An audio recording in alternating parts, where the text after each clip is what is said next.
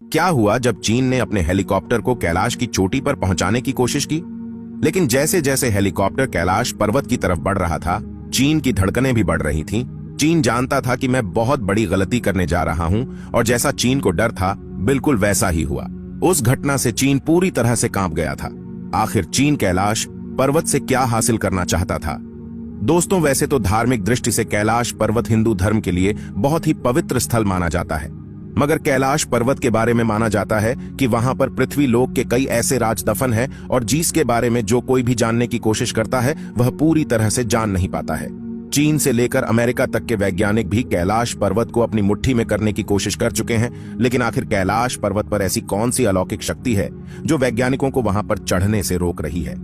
आज के इस वीडियो में आपको बताएंगे कि आखिर चीन के उस हेलीकॉप्टर के साथ कैलाश पर्वत पर क्या हुआ था, और चीन ने जिन 17 वैज्ञानिकों को कैलाश पर्वत पर रिसर्च करने के लिए भेजा था, उन्होंने आखिर वहां पर क्या देखा था और उनके साथ क्या घटना हुई थी।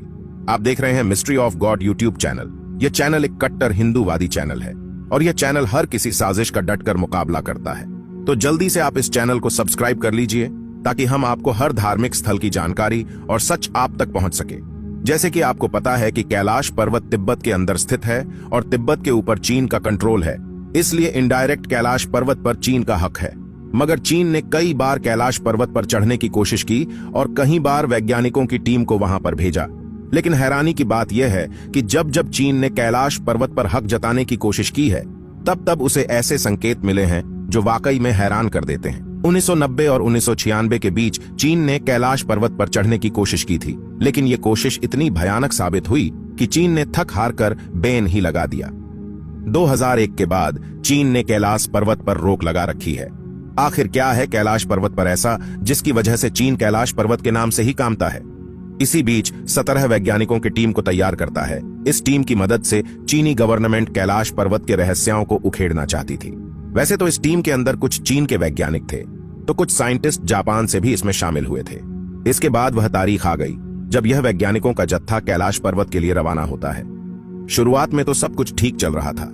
सारे वैज्ञानिकों के मन में उत्साह और खुशी थी, और चीन की खुशी का तो कोई ठिकाना ही नहीं था, और सब लोगों को उम्मीद थी कि जल्द ही कैलाश पर्वत के ऊपर चढ़कर वहां के रहस्यों को जान लेंगे। और इससे पहले कोई भी कैलाश पर्वत की चोटी तक नहीं पहुंच पाया था। लेकिन डाटा और न्यूज की माने तो उन वैज्ञानिकों के साथ रास्ते में क्या हुआ, इसके बारे में किसी को नहीं पता है। बताया जाता है कि वह वैज्ञानिक वहां पर गए तो थे, और उन्होंने एक डेट फिक्स की थी कि इस डेट तक हम वापस आ जाएंगे, लेकिन ये वापस आए ही नहीं। फिर कुछ रेस्क्यू टीम को भेजा गया था, ये देखने के लिए कि अभी भी जिंदा है या नहीं, लेकिन वहां जाकर पता चला कि इन 17 की मौत हो गई थी। लोगों का मानना है इनकी मौत कमजोरी और बहुत ज्यादा खराब मौसम के वजह से हुई थी, लेकिन असली वजह अब तक अनकाउन है, क्योंकि इनमें से एक भी जिंदा नहीं बचा था। साथ ही इनके जो कैमरा थे वो भी काम नहीं कर रहे थे और पूरी तरीके से बंद थे। इसके बाद भी चीन ने हार नहीं मानी, क्योंकि उन्हें जानना था कि जिस कैलाश पर्वत को इतना पवित्र माना जाता है और इतना ज्यादा ताकतवर माना जाता है, आखिर उसके ऊपर है क्या। कैलाश की गिनती दुनिया की सबसे कठिन पर्वत श्रृंखलाओं में की जाती है। इस वजह से चढ़ाई के लिए इस स्थान को काफी दुर्गम कहा जाता है। अब तक कोई भी तिब्बत में स्थित कैलाश पर्वत के ऊपर चढ़ने में कामयाब नहीं हुआ। भगवान शिव का निवास स्थान कहे जाने वाली इस जगह पर कई पर्वतारोहियों ने चढ़ने की कोशिश की, पर उन्हें इसमें कामयाबी नहीं मिल पाई।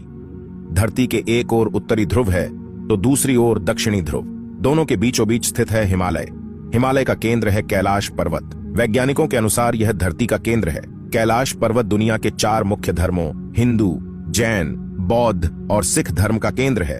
रूस के एक पर्वतारोही सर्गे सिस्टियाकोव कैलाश पर्वत के बहुत करीब तक पहुंच गए थे। उन्होंने अपने एक इंटरव्यू में बताया, मैं जैसे ही इस पर्वत के करीब पहुंचा, मेरे दिल की धड़कन काफी तेज हो गई थी। उस दौरान मुझे काफी कमजोरी महसूस हो रही थी। इसे देखते हुए मैंने वापस जाने का फैसला लिया। नीचे की तरफ मैं जैसे बढ़ा, वैसे ही धीरे धीरे मेरी सेहत में सुधार होने लगा। कुछ इसी तरह का अनुभव एक दूसरे पर्वतारोही कर्नल आरसी विल्सन ने भी साझा किया था। उनके अनुसार जैसे ही वह कैलाश पर्वत के नजदीक पहुंचे, अचानक ही तेजी से बर्फबारी होने लगी, जिसने उनका रास्ता रोक दिया और आगे जाने नहीं दिया। लेकिन आखिर कैलाश पर्वत की चोटी पर ऐसा क्या छुपा हुआ है? हिंदू धर्म में कैलाश पर्वत को शिव जी का गराश माना जाता है। कहते हैं पर्वत पर शिव और पार्वती विराजते हैं। मगर इस रहस्यमयी पर्वत का नाम सिर्फ हिंदू धर्म की किताबों में ही नहीं आता। जैन धर्म के अनुयायियों का मानना है कि सबसे पहले तीर्थंकर ऋषभनाथ को कैलाश पर्वत पर तत्व ज्ञान प्राप्त हुआ था। बौद्ध धर्म के अनुयायी भी मानते हैं कि महात्मा बुद्ध पहाड़ की चोटी पर रहते हैं। तिब्बत के डाओ अनुयायी इस पर्वत को पूरी दुनिया का आध्यात्मिक केंद्र मानते हैं। डाओ धर्म तिब्बत में बौद्ध धर्म से काफी पहले से है। ऐसी कई सारी दंत कथाएं हैं जिनमें यह बताया गया है कि कैलाश पर्वत के ऊपर शिव जी का घर है और साथ ही स्वर्ग तक जाने का रास्ता। ऐसी और भी कई बातें लिखी हुई हैं और इसीलिए चीन बहुत ही ज्यादा उत्सुक था यह जानने के लिए कि आखिर ऊपर है तो है क्या, और इसीलिए ही उन्होंने फिर सोचा कि अब वह हेलीकॉप्टर से जाएंगे। आमतौर पर हेलीकॉप्टर और एरोप्लेन को माउंट कैलाश के ऊपर से उड़ाना बिल्कुल ही मना होता है, क्योंकि यहाँ का मौसम इतना खराब होता है कि कोई भी हवाई जहाज इसमें टिक नहीं पाएगा। लेकिन चीन ने फिर भी एक हेलीकॉप्टर को वहां पर भेजा। चीन के मीडिया रिपोर्ट्स ने कहा कि जब उन्होंने हेलीकॉप्टर की उड़ान भरी थी तो शुरुआत में उन्हें कैलाश पर्वत के काफी खूबसूरत नजारे दिख रहे थे। उन्हें लग रहा था कि इससे ज्यादा सुंदर और शांत जगह और कोई भी नहीं है। इनके साइंटिस्ट्स का कहना था कि अगर यह सफर ऐसे ही चलता रहा तो उन्हें किसी बात की चिंता नहीं है। लेकिन इनको ये बात नहीं पता थी कि यह तूफान आने के पहले की शांति है, क्योंकि जिन नजरों का यह मजा ले रहे थे वह मजा चुटकियों में इनके लिए सजा बन गई थी। क्योंकि थोड़ी ही ऊंचाई पर जाने के बाद कैलाश पर्वत के वातावरण में बहुत ही ज्यादा बदलाव आने लगे थे। उनका कहना था कि वह जब जमीन पर देख रहे थे तो हर जगह पर हिमस्खलन आ रहे थे। ये हिमस्खलन बहुत ही ज्यादा बड़े थे। उनका कहना था कि नीचे देख के उन्हें थोड़ा डर लग रहा था, लेकिन ऊपर देखकर इन्हें और भी ज्यादा डर लग रहा था, क्योंकि ऊपर ऐसे घने काले बादल थे मानो वो हेलीकॉप्टर को निगल जाएंगे। जैसे ही यह और ज्यादा ऊंचाई पर गए तो हर जगह पर बिजली कड़कने लगी और काफी जोर की बर्फबारी होने लगी। इतने ऊपर ऑक्सीजन लेवल भी बहुत ज्यादा कम होता है, जिसके चलते इंजन भी अच्छे से काम नहीं कर रहे थे और हवा का प्रेशर इतना ज्यादा था कि हेलीकॉप्टर को कंट्रोल करना बहुत ज्यादा मुश्किल हो गया था। चीनी वैज्ञानिकों का माने तो उनका कहना है कि कैलाश पर्वत पर सारी दिशाएं आकर मिलती हैं, जिसके चलते उन्हें बहुत ही ज्यादा दिशा भ्रम दिखाई दे रहे थे। उनके लिए यह बताना मुश्किल था कि नॉर्थ किस तरफ है और साउथ किस तरफ है। उनके पास जो कंपास था वह भी पूरी तरीके से काम करना बंद कर दिया था। उन्हें पता नहीं चल रहा था वह किस ओर बढ़ रहे हैं। उनके लिए बस एक ही डायरेक्शन था, वह था ऊपर जाना। वह जैसे ही ऊपर जाते रहे वैसे वातावरण और भी ज्यादा खराब होता गया। फिर एक पल में इतना ज्यादा खराब हो गया कि हेलीकॉप्टर में वार्निंग मैसेज बजने लगा। साथ ही पेट्रोल के कांटे ने भी काम करना बंद कर दिया था। उनका दिल जोर जोर से धड़क रहा था और उनके दिमाग में वापस जाने के ख्याल आ रहे थे। और फिर इनके पास और कोई चारा नहीं बचा और इन्हें यह मशीन आधे में ही रोकना पड़ा। कैलाश पर्वत पर चढ़ना नामुमकिन माना जाता है। यह हेलीकॉप्टर भी उसके ऊपर नहीं चढ़ा पाए। इस हादसे के बाद चीन बहुत डर चुका था। चीन को यह भी डर था कि यह बात अगर दुनिया के सामने आ गई तो उसकी बेइज्जती हो जाएगी। उसके बाद चीन ने कैलाश पर्वत की तरफ से अपना मुंह इस कदर मोड़ दिया कि वापस जाने के नाम से ही डरने लगा। और इसके बाद उन्होंने कभी भी कैलाश पर्वत पर खुद चढ़ने की कोशिश नहीं की। इन्होंने कैलाश पर चढ़ना भी बैन कर दिया। लेकिन इन्होंने और एक बार आखिरी कोशिश करने का सोचा और दुनिया के 4 सबसे बेहतरीन माउंटेन क्लाइंबर्स को बुलाया और उन्हें यह मिशन दिया कि तुम्हें कैलाश पर्वत के ऊपर चढ़ना है।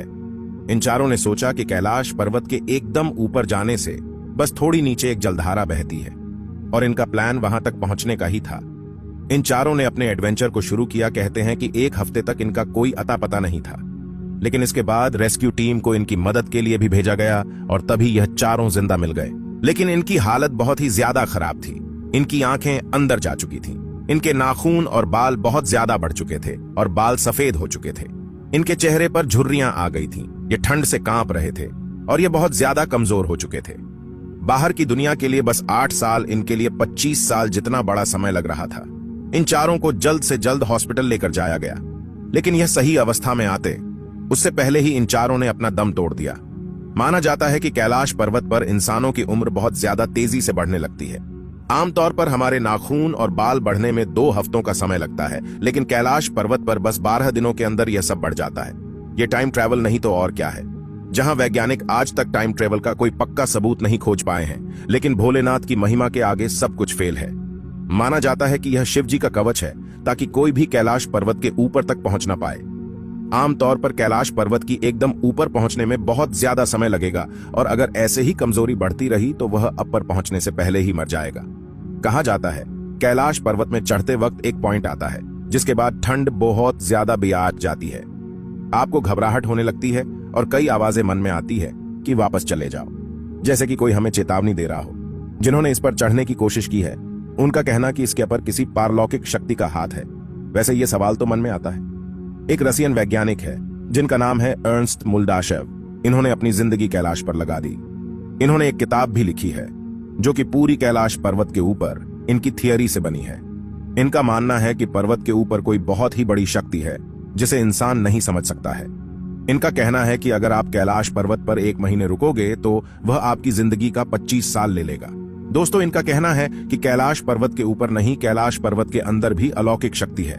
इनका कहना है कि जब कैलाश पर्वत में रात हो जाती है तो एकदम शांत माहौल में आपको एक धुन या फिर ओम की आवाज सुनाई देगी। यह एक ऐसा भी केंद्र है जिसे एक्सिस मुंडी कहा जाता है। एक्सिस मुंडी अर्थात दुनिया की नाभि या आकाशीय ध्रुव और भौगोलिक ध्रुव का केंद्र। यह आकाश और पृथ्वी के बीच संबंध का एक बिंदु है जहां 10 दिशाएं मिल जाती हैं। रशिया के वैज्ञानिकों के अनुसार एक्सिस मुंडी वह स्थान है जहां अलौकिक शक्ति का प्रवाह होता है और आप उन शक्तियों के साथ संपर्क कर सकते हैं। इसी के साथ यहां पर 2 रहस्यमयी सरोवरों का रहस्य भी बड़ा हैरान कर देने वाला है। यहां 2 सरोवर मुख्य हैं। पहला, मानसरोवर जो दुनिया की शुद्ध पानी की उच्चतम झीलों में से एक है और जिसका आकार सूर्य के समान है। दूसरा, राक्षस नामक झील जो दुनिया की खारे पानी की उच्चतम झीलों में से एक है और जिसका आकार चंद्र के समान है। ये दोनों झीलें सौर और चंद्र बल को प्रदर्शित करती हैं, जिसका संबंध सकारात्मक और नकारात्मक ऊर्जा से है। जब दक्षिण से देखते हैं तो एक स्वस्तिक चिन्ह वास्तव में देखा जा सकता है। यह अभी तक रहस्य है कि ये झीलें प्राकृतिक तौर पर निर्मित हुई या कि ऐसा इन्हें बनाया गया। वैसे आप कैलाश पर्वत को लेकर क्या सोचते हैं, हमें कमेंट के माध्यम से जरूर बताएं।